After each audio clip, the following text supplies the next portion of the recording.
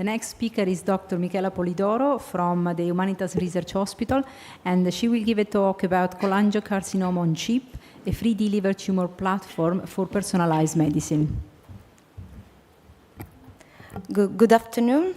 First of all, I would like to thank the organizing committee for inviting me to present our project focused on the establishment of an organ on chip for the study of cholangiocarcinoma. I'm sorry. Okay. As we know, intrahepatic cholangiocarcinoma is an extremely aggressive and chemo-resistant tumor, and this highlights the importance to deeper decipher the molecular pathways underlying its development and progression that nowadays are still largely unknown.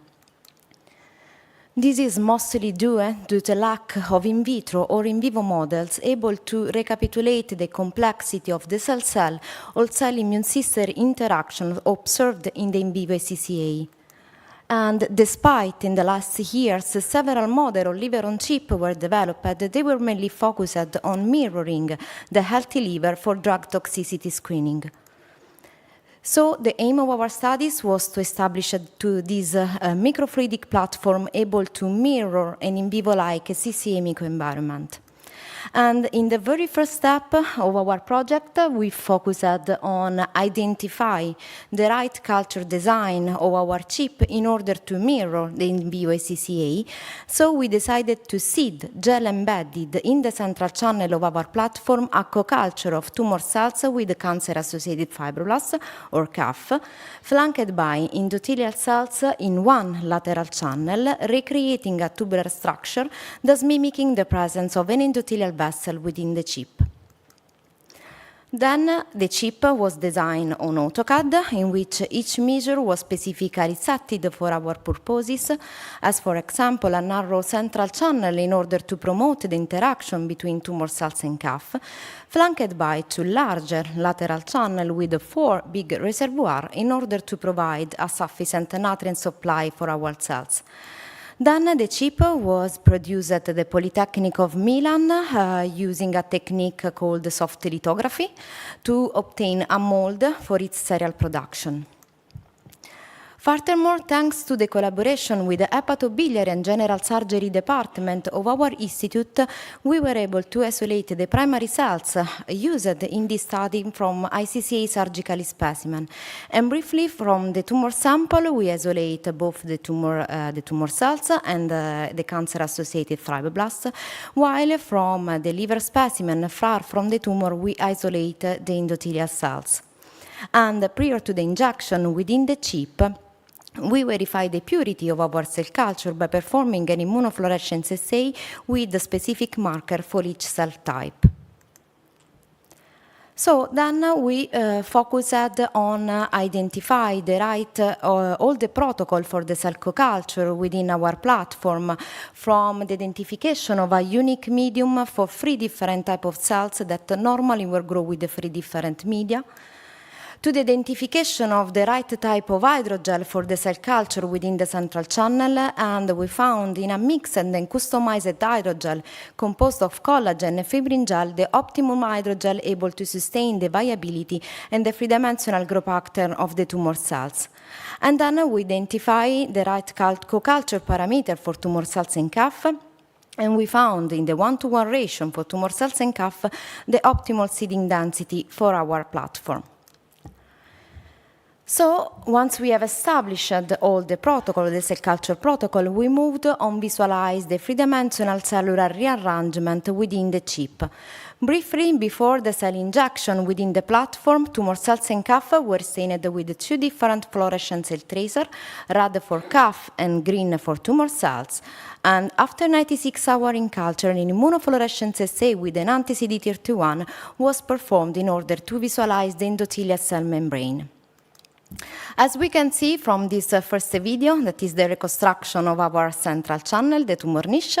the tumor cells in green display a 3-dimensional growth pattern surrounded by CAF showing their typical elongated bidimensional shape. While here, that is the reconstruction of the lateral channel, we can better appreciate that with our protocol, the endothelial cells were able to recreate a complete tubular structure in the lateral channel. Then we performed a gene analysis on chip to evaluate the cell phenotype retaining, to assess the reliability of our platform by comparing the results with the cells grown in a two-dimensional monoculture within our chip at different time points.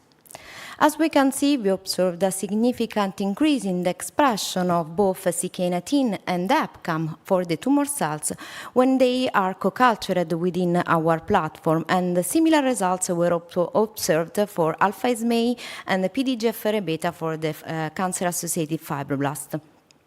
And finally, we also observed a significant increase in the expression of decaderin in a time-dependent manner when the tumor cells were co-cultured with CAF within our platform. And these results are in agreement with already published data suggesting that the epithelial tumor cells enhance the decaderin expression when they show a three-dimensional configuration, and thus also corroborating the previous microscopy observation. So these results suggest that our microfluidic platform could better mimic the in vivo CCA microenvironment compared to the two-dimensional standard culture system. Then we moved on evaluating more in depth the biocompatibility of our chip and also the changes of the tumor niche during timing culture. We firstly evaluated the hydraulic permeability, and we observed a significant reduction in this permeability on the 4 compared to the 1, along with an increase in the stiffness of the tumor niche on the 4. And using the scanning electron microscopy, we were able to observe the significant reduction of the pore size of the matrix fiber on the 4 compared to the 1. So we hypothesized that these results could be related to the extracellular matrix protein deposition on chip. And so, to verify our hypothesis, we analyzed the expression and the release of 3 different types of collagen, 1, 4, and 14, because they are reported in literature to be present in a huge amount in the in vivo CCA microenvironment. And as we can see, we observed both an increase in the expression and also a release of the collagen protein on the 4 compared to the 1. But interestingly, the strong release and deposition of the collagen protein was detectable only when tumor cells were co-cultured with CAF within our platform. So, in conclusion, and as we can see from these SEM images, within our platform with an optimized medium and hydrogel was established an important crosstalk between tumor cells and CAF, leading to an increase in the extracellular matrix protein deposition over days of culture, thus highlighting the biological functionality of our platform. Then we moved on assessing the reliability of our platform as a patient-specific platform, and we firstly performed a drug treatment on chip using a gemcitabine and cisplatin, and we compared the cell viability for the tumor cells grown in a two-dimensional monoculture and within our chip in monoculture or in co-culture with CAF. And as we can see, in a two-dimensional monoculture, the tumor cells show a high sensibility to the gemcitabine and cisplatin treatment, reaching a reduction of about the 80% of the viability at high dose. But when tumor cells were cultured within our platform in monoculture, they showed an increased resistance to the gemcitabine and cisplatin, but only at high dose compared to the two-dimensional monoculture. But when tumor cells were co-cultured with CAF within our platform, they showed a strong reduction in the response to the chemotherapy. Then, because we used the primary cells isolating from the patients, we analyzed our results according to the patient's characteristics, and we divided them according to time to relapse. In patients, in the early recurrent patients, so patients that showed a disease relapse after less than 3 months, and late recurrent patients, so patients with a disease relapse after more than 12 months. As we can see, within our platform, the late recurrent patients were more sensitive to the drug treatment compared to the early recurrence one, but the presence of CAF in both early and late recurrent patients conferred a greater resistance to the chemotherapy compared to the monoculture within the platform. So, in conclusion, by using the primary results within our platform, it could be represent a reliable patient-specific platform for drug screening analysis. Finally, we integrated also the immune cells within the chip, and this is the workflow that we used. Briefly, on day 0, before the cell injection within the chip, tumor cells and CAF were stained with the red fluorescent cell tracer. The chip were cultured for 4 days in order to establish a mature tumor niche, and on day 4, the T cells that were previously activated and stained with the green fluorescent cell tracer were injected in the endothelial channel, and we recorded the spreading of the T cells at different time points. So firstly, we observed that the activated T cells showed an higher ability to migrate from the endothelial channel to the tumor niche compared to the non-activated ones, in agreement with already published data, but these results suggested the efficacy of our optimized protocol to perform immune cell interaction studies within our platform. And with this three-dimensional reconstruction of the chip, we can better appreciate that the T cells were able to adhere and spread across the endothelial cells, suggesting the functional integrity of our endothelial barrier, and also the T cells were able to migrate within the tumor niche, spreading for the entire height of the chip, suggesting the efficacy of our protocol in preventing the T cell precipitation despite the chip static condition. So then, because the previous drug treatment analysis suggested that the crosstalk between tumor cells and CAF play a crucial role in the increased drug resistance, we investigated whether this crosstalk was also crucial for the T cell migration within the platform. And as we can see, we observed a higher ability of the T cells to migrate within the tumor niche when the tumor cells were co-cultured alone, compared to the co-cultured with CAF, suggesting that the crosstalk established between tumor cells and CAF play also a crucial role in the T cell migration within the tumor niche. And also, we were able, with this three-dimensional reconstruction, to observe the different spatial organization of the T cells within the tumor niche, in which, in a three-dimensional monoculture, the T cells appear to be in aggregates surrounding and adhering to the tumor cells, while in a three-dimensional co-culture, the T cells appear to be more dispersed with less contact with the cells.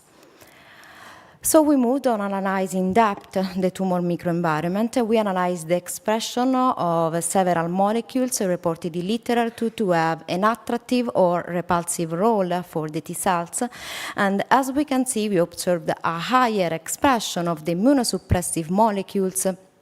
when the tumor cells are co-cultured with CAF, suggesting that this crosstalk play a crucial role in promoting an immunosuppressive niche,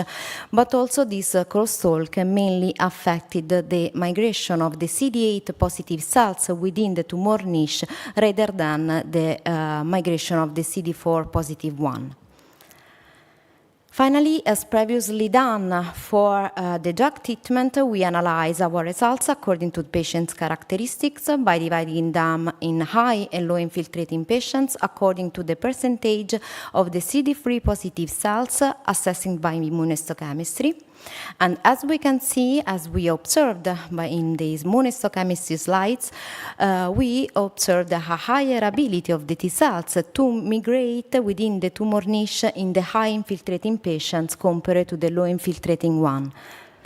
And by analyzing the tumor microenvironment, we observed that the low infiltrating patients are characterized by a more immunosuppressive niche with a higher expression of the immunosuppressive molecules.